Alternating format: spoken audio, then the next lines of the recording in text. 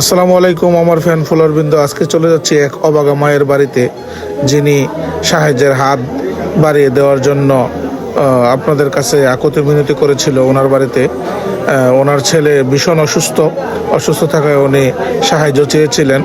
এই জন্য ওনার বাড়িতে চলে আসলাম। ওনার প্রবাসী ভাইয়েরা যে টাকাগুলো দিচ্ছে সেই টাকাগুলো দেওয়ার জন্য। গত কিছুদিন আগে যে আমরা যে ভিডিও বানাইছি, ভিডিওর মাধ্যমে কিছু টিহা আইছে, এই কারণে আমরা আইছি তোমার দ্বারা ভিডিও টিহা দিয়ে তুমি বুঝা লইতা বাস। আর তোমার পক্ষে কি অবস্থা এখন? এখনো যেমন সুস্থ না, অবস্থা খারাপ হইতাইলে। আমরা তো আসলে এত টাকা আনছি না, প্রবাসীরা মানে কিছু সাহায্য করছে আর কি, যতটুকু পারছে ততটুকু সাহায্য করছে। এই কারণে আজকে তোমার বুঝাই তো আইছি। তুমি একটু বাইরে বাড়িতে না, এখন আমার কাছে যে টাকাটা আইছে তার বর্ণনার আগে দিয়া লই। এখানে আমাদের অস্ট্রেলিয়ান প্রবাসী, আমাদের গ্রামের সন্তান, তিনি অস্ট্রেলিয়াতে থাকেন, তিনি দিয়েছেন 10,000 টাকা। আর এক ভাই লাস্ট নাম্বার 525, উনি দিয়েছে 1,000 টাকা। আর আরেকটা ছোট ভাই মনোহরপুর বাড়ি, সে সৌদি আরব প্রবাসী, সে দিয়েছে 500 টাকা।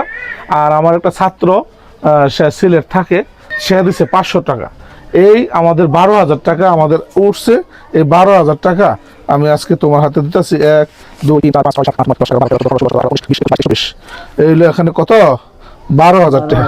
তুমি বুঝছো ভাই? শুনি যাক, তুমি প্রবাসীরা লাগে দোয়া করবা, যারা মানে তোমার এই ভিডিও দেখে সেটা তার মন গলছে, এই কারণে তারা তোমার দান করছে, যে তোমার ছেলের সাইফুল ইসলামরে চিকিৎসা করানোর জন্য এই টাকাটা দিছে। তুমি তাদের জন্য প্রবাসীদের কাছে, প্রবাসীদেরকে দোয়া করবা তাদের জন্য, ঠিক আছে? নামাজ পড়ে ফিরে আল্লাহর কাছে দোয়া করবা যেন প্রবাসীরা আজকে আসে বলি, প্রবাসী আমাদের এলাকার সন্তানরা বা বিভিন্ন যারা ভিডিও দেখে তারা মানে মন গলে দেখি, আর দানবীর যারা তারাই টাকাগুলো দেয়, তাদের জন্য দোয়া করো। আর তোমার ছেলেও যেন সুস্থ হয়ে জায়গায় আমরা দোয়া করি, ঠিক আছে? তো জায়গা আল্লাহ হাফেজ। হ্যাঁ।